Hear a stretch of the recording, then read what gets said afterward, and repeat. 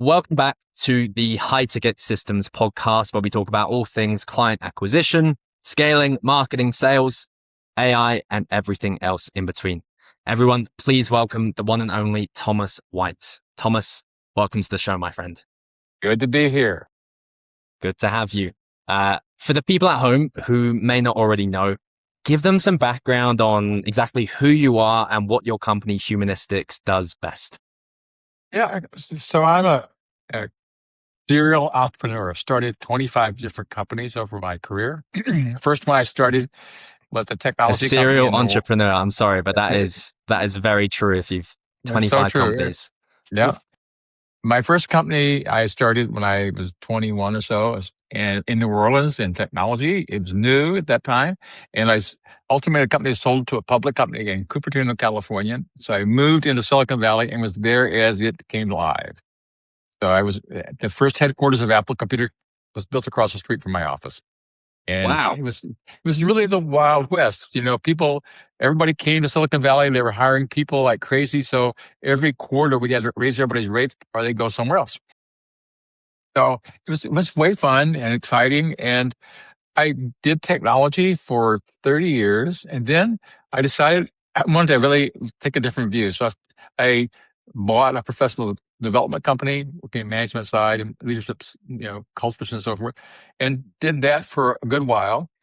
And now I've come back to technology. And I've come back because I always wanted to solve problems that looked hard. But when you put different components together and look at them through a different lens, you can solve them in ways people never imagined. That was my first business. That's what we're doing today. So I didn't change. But those 20 years or so, I was looking, doing other things. I was really learning how we as humans operate. We're not a machine. We're something totally different. And one of the challenges with AI is it often thinks of us as a machine. Early AI in the 60s, people may not remember, AI isn't new. It's been around a while. It was very much a mechanistic approach. And when you do that, you don't really solve the problems. And what came out of that early AI was factory automation. All the Thomas, robots and things. Can I just bring you back to what you just said about AI not being new? Because I think this is a really common misconception. It is. AI, people usually say AI has just been around for 3-4 years. Like, what's your view on that? Where did you see this whole space started? It started in the 60s and 70s. You go back, if you just anybody knows the history, started in MIT and other schools on the East Coast, and they were solving some of the problems we're solving today, but the level of technology, the capacity was very limited. So they could solve it to the level they could solve it. So what you could solve was repetitive work in factories. So instead of having a factory worker put a rivet in a million times, you have a machine do it. And the machine would do it more accurately and the ability to be able to observe it and notice if it's off and stop the assembly line.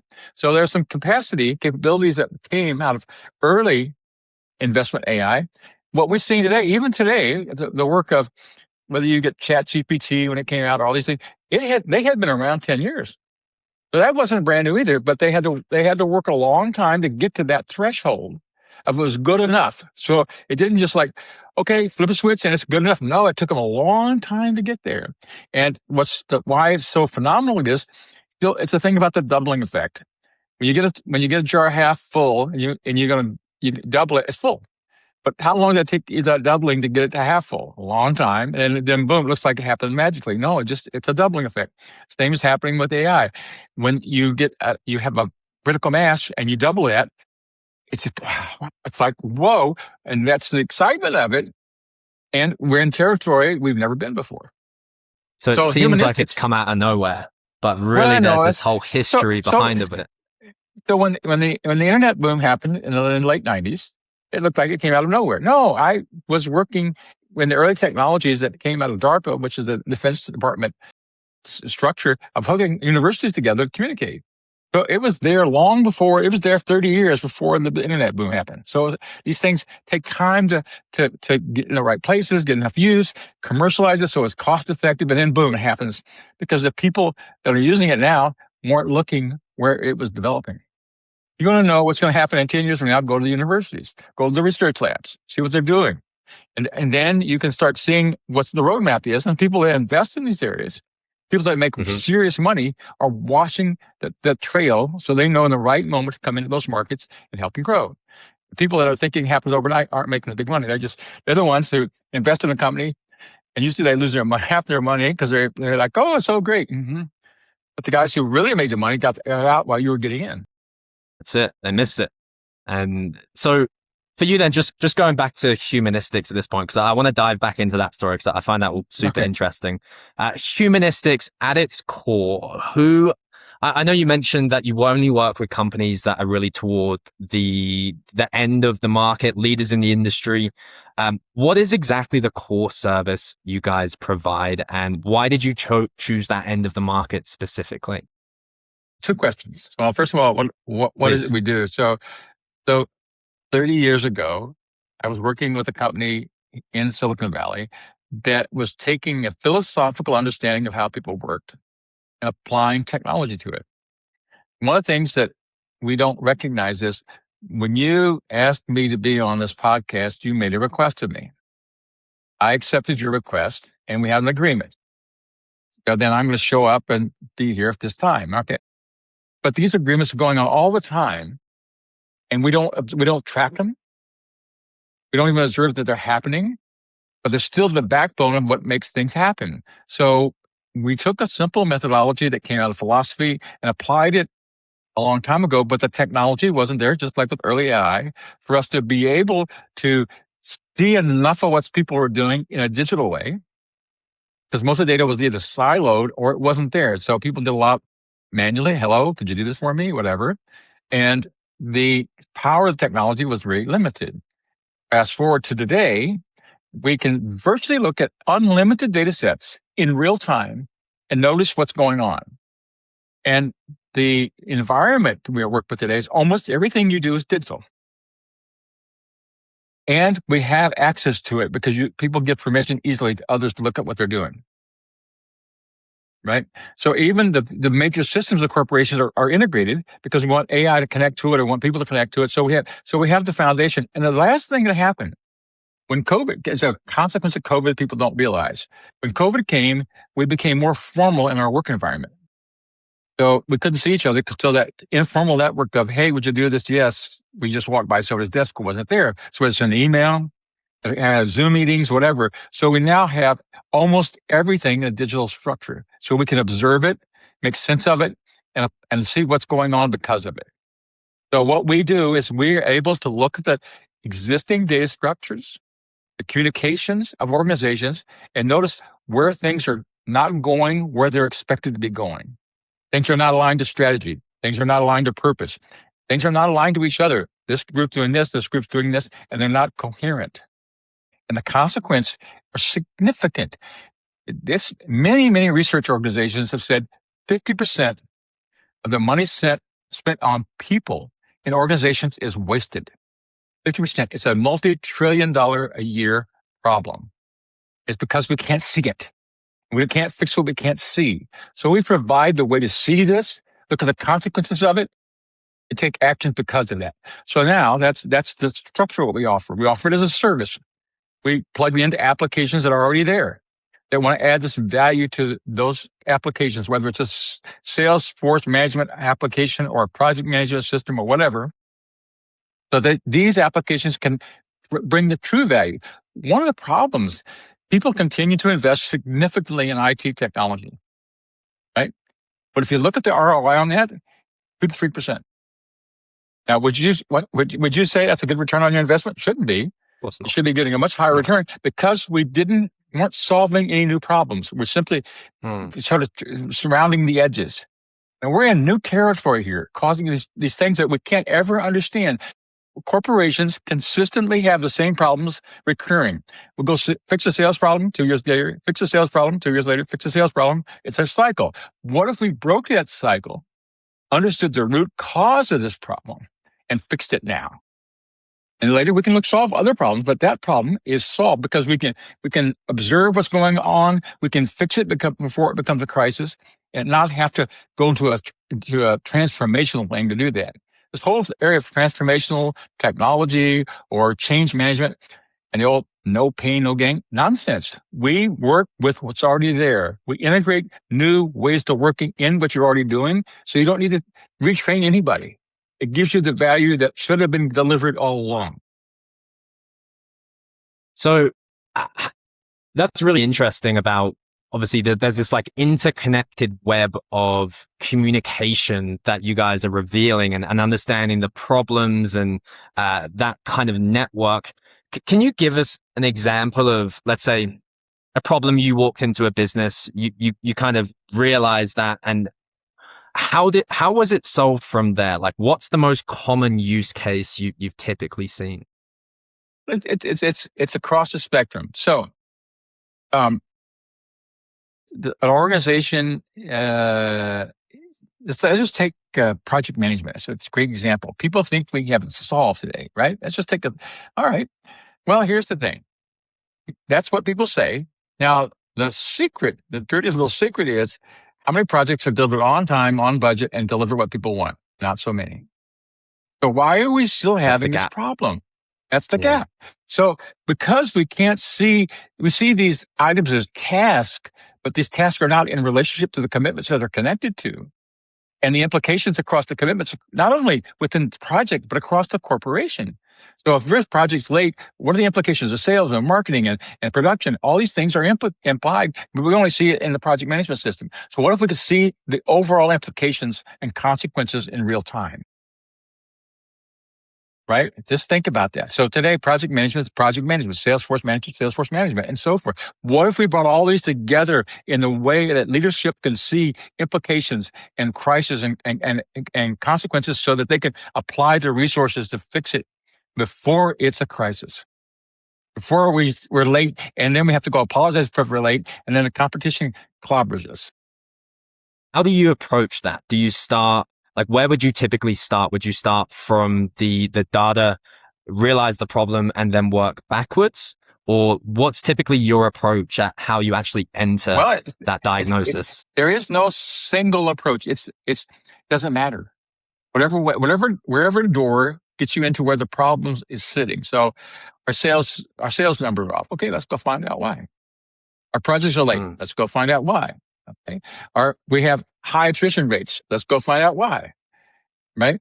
Our customer service scores have dropped. Why? People can look at the why, but until you understand the network of commitments that are running here, it sounds so simple. But then you get into the network of commitments behind it, and that's the bigger piece, right? And here's the thing: it's not logical to see that. Now, here's why AI is such a perfect storm. AI is built as a semantic understanding device. It understands language. Well, all commitments live in language. Mm-hmm. So it happens to be the right technology at a moment we can apply this methodology that we've been perfecting for 30 plus years to be able to give it a small set of proprietary instructions. It can go find what's going on by reading everything, making sense of it in the context of the network of commitments that are there, and then understand the implications of what it's discovering across the organization. It's because we understand the commitments now. What's the incoherence and coherence of this against what matters to most of the organization, to the strategy, goals, etc. So it's able to do both in real time. And this didn't happen overnight either, of course. Right? This has been a massive working process. Just like we just talked about, those things take time. You have to build the foundations. Yeah. So we've been building this foundation for 30 plus years in corporations all around the world. We've been doing it one problem at a time. Now we can take it and scale it. So where are you guys at right now in terms of like the company, headcount, the team? Like, at what scale are you currently operating? So, it's a great question. I'm going to answer it with a story first. So we're today, for the first time in the history of civilization, have companies of less than 50 employees that are billions of dollars in revenue. First time in the history of humanity. Why? I instantly think AI, automation, it's part of it. Efficiency. That's a part of it. But the people think differently, and AI helps them operate differently. You can't take the old way and just make it faster. That won't work. You have to create a new way that's enabled by AI. Right? So you need a legal department. Probably not. You could outsource legal, as long as you're keeping track of it, as long as you're getting them involved in the right moments. You apply that resource. Stay with your core competencies, and you do that. I'm going to give you a story that blows my mind. We are in the third iteration of our technology. The first was a prototype. We hired a fancy company to do this. And they said, yes, we're going to charge you however many thousands of dollars to do that. Took them 12 weeks to do it. Okay, they weren't going to be the right team. So we hired a group in India. I don't have anything against India. I like the Indian developer, but they have a particular process, and primarily it's very people-centric because they have low labor costs. They throw more bodies at it, so they can give you this thing for lower cost. They're going to produce something for hundreds of thousands of dollars for us and take 9 months to a year. We got down the road, that wasn't going to work. So we then brought in a brilliant data scientist. He personally developed, using Claude Code, AI tools, and so forth, the whole system in 8 weeks. It was going to take 1 year and $250,000. Yeah. What? 8 weeks. What? Now, so imagine that implication on everything we're doing. That's now we're hiring other people but we went from having not a system, but being told it's going to take us a year, to having a system 8 weeks later. So what do you attribute that most to? Is it finding the right talent? Is it particular areas of the market, making it a competitive offer, or how did you shorten that cycle so much, and how is that repeatable? That's the right question. So the person that we brought in was not formally trained to develop software. So they didn't have the old habits. Yeah. The problem is people think, I'm just going to speed up what we do. That's not the answer. You can do that. But what the answer is, how can I do this differently to produce a better outcome? Go back to my example here. Not only did this person develop our system in 8 weeks, while he was doing it, he also built a software development system for us to build other applications with at the same time. See, people don't recognize, so you need somebody who thinks differently. So he could start on Friday night when he checks out, he sets up multiple programming agents to work all weekend programming. Right? He chills and drinks comes in on Monday morning, and then the work's all done. Yeah. And he reviews it. Now it's got to be reviewed because we're not stupid here. But you can put a whole workforce together, working overtime without complaints. That's going to do, but you have to think that way. Oh, I'm going to do this here, this. You can't think, I need to get to this other person. You can't think, oh, we need to do it this old way. No, because none of that is going to give you the benefits. That's why we're here in business ourselves. So we're an example of this, right? Because we were clear about what we needed. We were clear about our process what our intended results were, and we looked for a new way to do this. Now we're building applications for other people using our technology, so they can take that same value to their clients in their domains. You talked about our business model. Our business model is to work with organizations who already have existing networks of trust with customers. It takes a long time to build networks of trust. People don't realize that's what we're doing. We build customers up. We're doing one interaction at a time, building trust. It can't be done quickly. It can be done quickly enough, but not that quickly. Now, they've got the customers. We give them the capability to significantly increase the value they're giving to those customers without changing the basic structure they're already operating with. They don't have to replummet. They don't have to tear it apart. They just add something new to it. I mean, it's a huge gear of leverage when you're offering that service to be able to come in, and you're not going to blow apart the business. You're not, bringing new crazy ideas. You're really just, finding the best way to maximize efficiencies and accuracy throughout their whole process. Do you have like a specific way you guys, like, how does your pricing model work? Is it contingent on what that person needs, the business needs, or is it flat? It's not flat. So our pricing model is that we get paid a fee for our development. That's basically our labor cost. And we get a revenue share on the backside. How do you mean? All right. So if I'm giving, let's just say I gave something to Atlassian who's got sales, who's got job Jira. I'm not saying I'm doing that, but let's just use that example. So they add a capability that increases their revenue by 20%. I get a piece of that.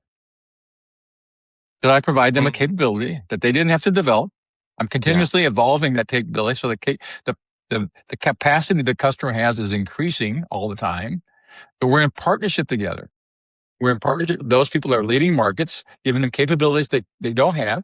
For even somebody like Atlassian could expand, not just being in project management, but corporate management, because we connect all the data sources in their organization and give you that new expanded view. So everyone has new capabilities that were not there before. So our model is a very fair price that we're not making any profit on. We're taking the risk and getting it developed, and then we share in the revenue upside. Great model. It is. And it's a partnership, isn't it? How always. did you come? Has that always been the case, or like how did you decide that was the right model for this? Because I have a long time of things that didn't work. I mean, it's just, again, these things we do one at a time, right? Well, I've had models like this, not as well organized as this one. I've had models that are just customer vendor models. Those are the hardest ones because, that model says, "What have you done for me today?" Well, somebody else comes along. It's hard to uproot somebody's in partnership this way, because every day we're working together to make what they're offering better. It's in my best interest. It's our best interest as a company that what they're doing will be better tomorrow, always. So we're 100% aligned about the outcome, the overall outcome, not just the product itself. I think that's really unique in just the space of business entirely, where, a lot of it is structured. We are the business providing you the service, you are our client. This sounds like much more of a, coherent model, which really invites trust. It's obviously a relationship. It's a real partnership. One of the things we love to talk about on the show, Thomas, is client acquisition. And, there's typically no better client who comes in our experience and with the guests who've come on this show. It always stems back to relationships, building that real relationship first. How do you guys typically get your clients? Like, what is that approach? What does that process look like? As there's nothing better than a happy customer. Word of mouth is still, particularly in a partnership structure. It's a B2B environment anyway, and B2B primarily runs with word of mouth. You can certainly do advertising. You can do podcasts like this, and some people will find us that way. But most people find us because somebody we work with says, "Hey, you should give them a call. Hey, they're doing something for us that's really amazing." People we've worked with before, they say, "Oh, what are you doing now?" Okay, let's go find out what you're doing today. So it's really based upon the more trust that we gain, the easier it is for those people to say, trust them too, because I do. Now, when I say that to their friends and colleagues, we already start out with a deposit in our trust account with that person. Right? So we're not, when the challenges with advertising or social media is, you start at zero. Unless you're a big brand, and then you have some assessment Social about proof. Your trustworthiness. But you start at zero. We don't start at zero ever. We always show up when somebody is introduced it to somebody else. These guys are amazing. So we start above zero. And then we can begin the process, accelerate it, and we start showing them. And we do it really quickly. We can show them a prototype of what will impact their business in days. They're like, "Oh my God, yeah. We can do that." And then we continue to take that, and they can get in the market in 2-3 months with something that would have taken them 2-3 years historically. So we're always proving our value because that's what partners do. We're not laying back saying, "Oh, we're partners now. It's cool." No, we're every day proving our value because it keeps us sharp. It keeps us in alignment with what matters most to all of us. Yeah, that's such a good point. And alignment is so key. It sounds like it's not only in the way that you guys structure your service, getting everything in alignment, but also how you approach actually getting new business and that relationship, that partnership. In terms of how that actually looks in the process, from you having an individual come your way who's really interested in your services, they already have that level of trust that exists.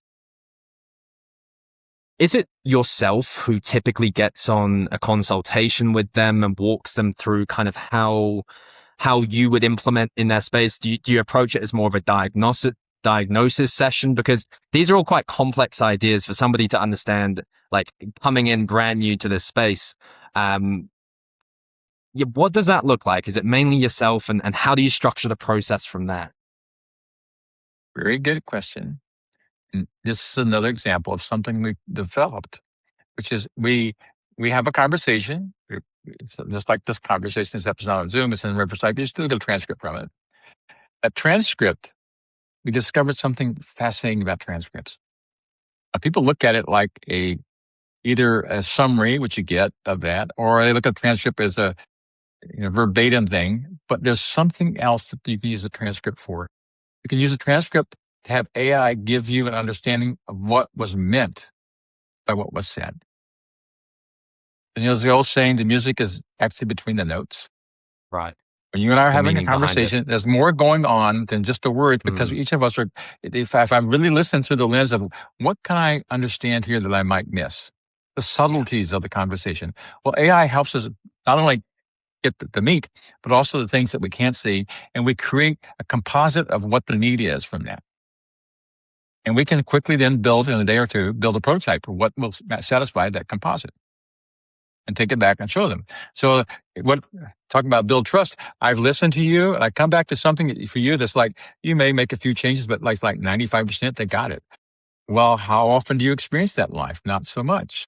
No, you're showing before you're telling. It's just totally just delivering on our product. We're delivering what we are to you before you spend a dime. And that is the structure of the whole relationship.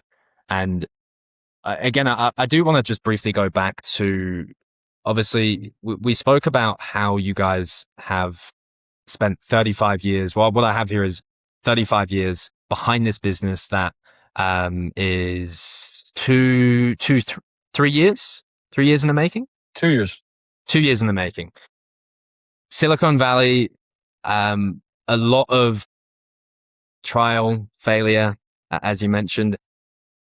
Out of all those years, what do you attribute, and I know this is a hard question, what do you attribute all of those years of research actually putting you best in the position to be able to do in today's day and age with AI where it is? What's the one lesson or skill that you learned that has really compounded you being able to, be where you are in business today?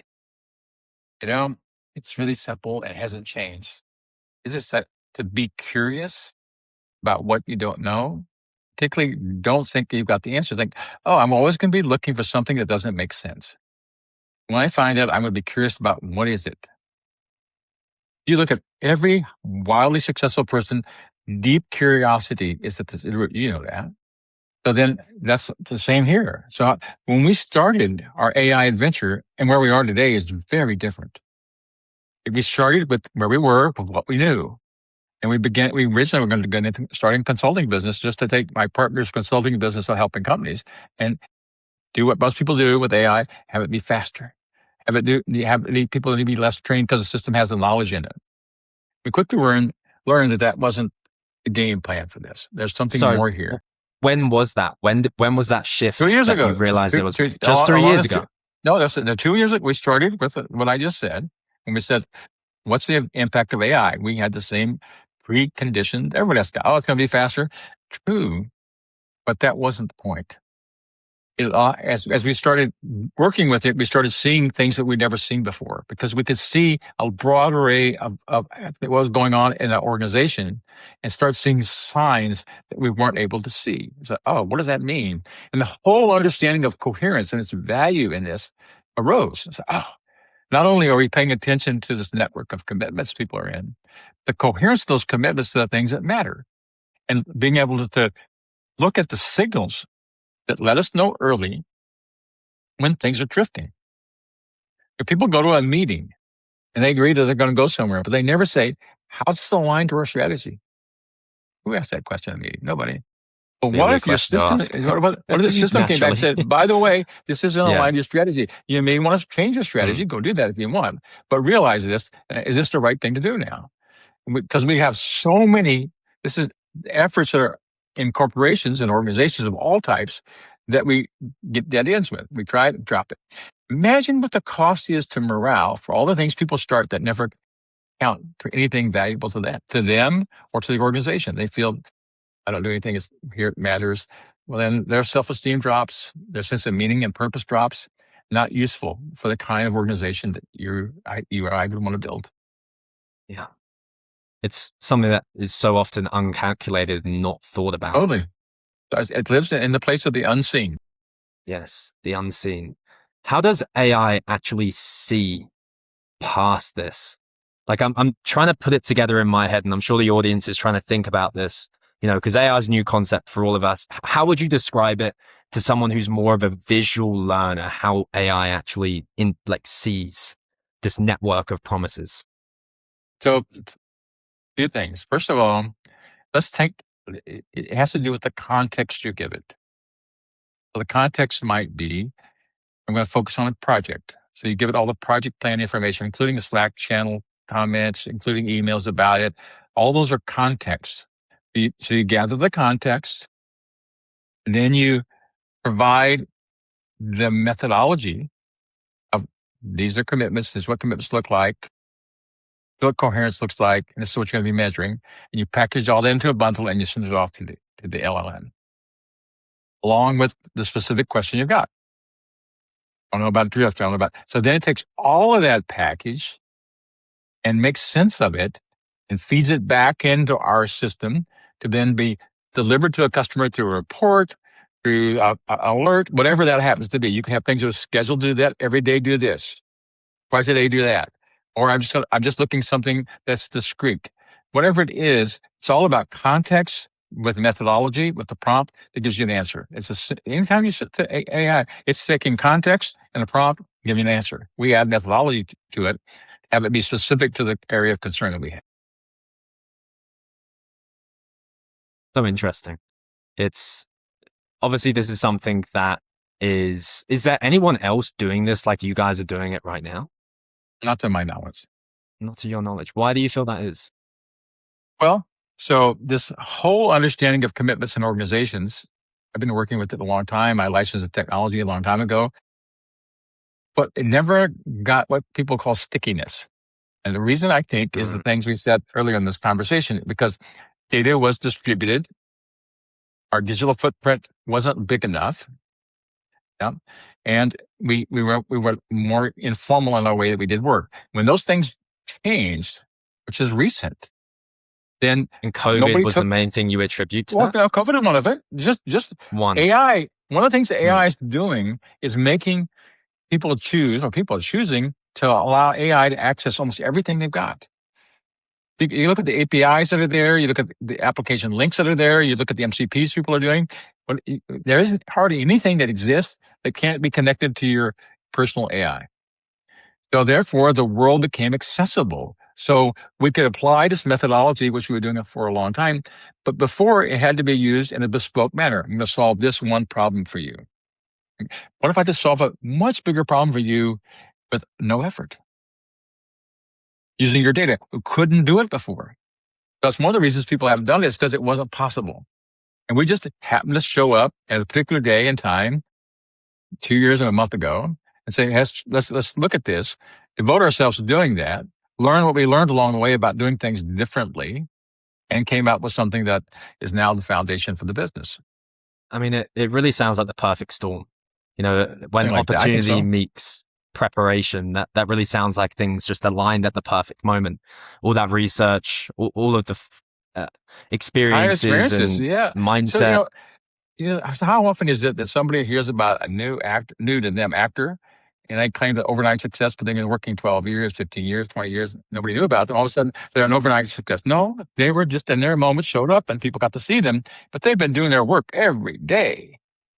doing whatever it took to get to that place where they could be discovered. They could be in the right place at the right time. Yeah. It's just breaking through that threshold. But people don't see the amount of force that's required Precisely. to actually get to that point. That's it. So cool. Thomas, I want to end looking forward. Okay, good. I know the business is obviously you're 2.5 years into it. Things are really lining up nicely at this day and age. Over the next 12 months, what is the one thing you guys are really looking to accomplish? Where is your effort going mainly in this journey? It's simple. We're going to work with the leading companies to bring greater value to their products. And so we're just going to keep opening doors, keep showing people what it is, keep building use cases so those companies can see the value. But our heads are down. We're focusing. We're growing our team so we can do more of this work. We're going to expand our business development activities so we can talk to more people. The thing, our processes now can all be activated through AI. So I can bring somebody onto the team to do biz dev that doesn't need my knowledge about what the system does, because the system takes care of that. They just need to know how to have a good biz dev conversation, to understand what really the customer wants, what they care about, so we can bring what we have to them so we can show them that we can help them accomplish that. Absolutely. It's such a refreshing mindset to have in the day of, AI, when everybody is thinking this tool is the next answer, this one is going to do it. And, it's people forget about the people behind what that AI is actually doing. And there's so much leverage, so much efficiency to be made. It's honestly exciting. Well, I'm excited just for this conversation. Sidebar about that. Ford Motor Company laid off a large number of their engineers because AI is going to replace them. Guess what they did? Hired them all back. All of them come back because we made these quick leaps. But AI isn't too fast. You or me. Here's the one thing that AI isn't. It can never experience anything. It only knows the data about it. You and I are experiencing beings. Humans are different than machines. And that difference far more important than we realize. So true. I feel like that gives me confidence as well. In this crazy day and age where things are moving 1,000 miles an hour. It's, we got to remember how special we are as humans and what AI, even though how great and amazing it is, what it can't do, what it can't see, and remembering how unique we all are. It's here to augment humans, not replace them. Exactly. Yeah. That's brilliant. That's why we named it Humanistics. Because we don't forget that part. There you go. The human part. It's great being with you. Like, I had a blast. You opened my eyes so much. I know the audience is also going to have their mind opened, blown. I don't know how you want to phrase it, but I think a lot of people need to see this in business. And mate, really, really insightful audience. Thank you so much for watching. You're welcome. Until next time. My pleasure. Yeah. Okay.